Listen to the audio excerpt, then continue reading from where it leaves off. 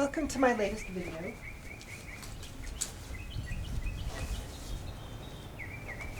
Today I want to talk about dialect.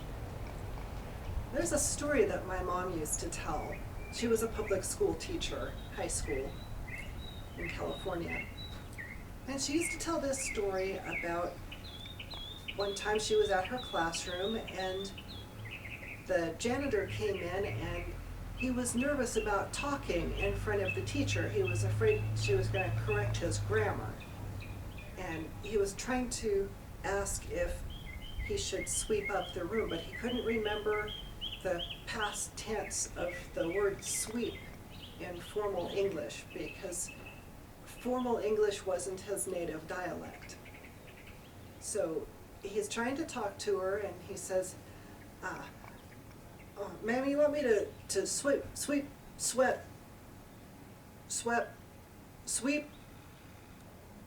And then he just switched. He gave up trying to do formal English and he reverted to his native dialect and said, you want I should take a broom tour? And of course, what is she going to say? Yes, please. She's not going to correct his grammar. What he said was perfectly correct in his native dialect, and dialect is valid. My mom as a teacher and I as an editor am often in the position of trying to correct something into formal English.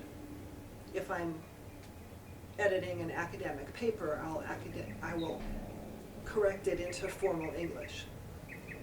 But if I'm editing a novel and a character is trying to say something in dialect, I'm not going to correct the dialect into formal English. That would be incorrect. The character is speaking dialect and must observe the rules of that dialect. Now you may be wondering, what does this have to do with heathenry? Well, I'll get there. This is a video on my Heathen Visibility channel, and I will work this around to heathenry eventually. But I'd like to talk about language itself for a moment. Many years ago, I studied the Russian language in school. Много лет тому назад я изучала русского языка в школе. You notice that in English, I say Russia, and in Russian, I say Россия.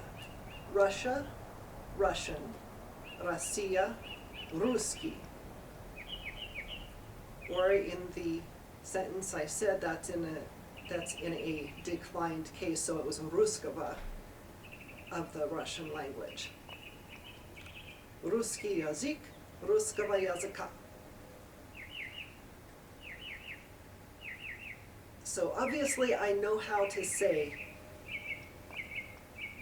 Россия and Русский properly in the native language. But when I'm speaking American English, I say Russia and Russian because I'm speaking American English.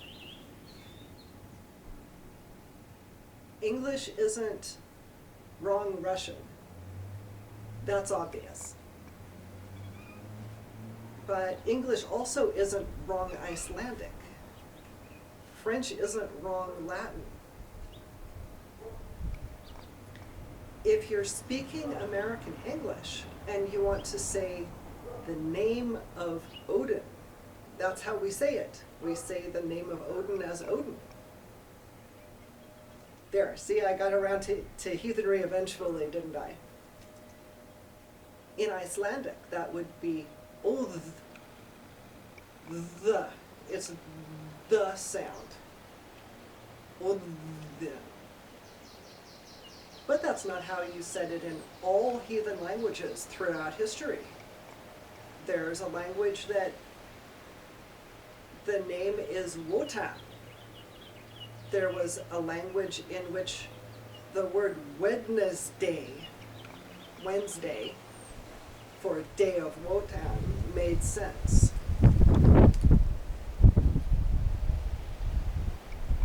Wotan isn't wrong, Odin isn't wrong, and Odin isn't wrong. Those are just different languages. I live in Nevada.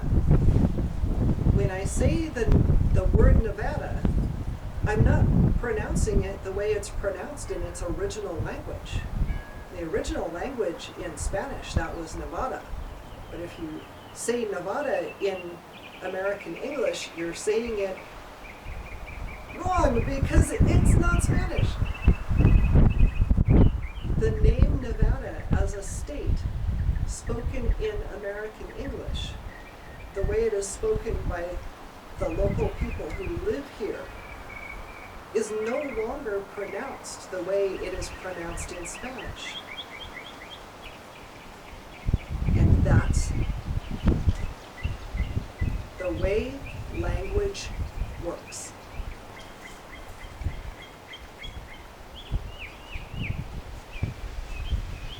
Now, that's not to say that the pronunciations in the original languages are wrong either.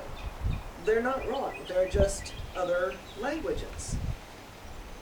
We don't have to sweep away the entire history of language.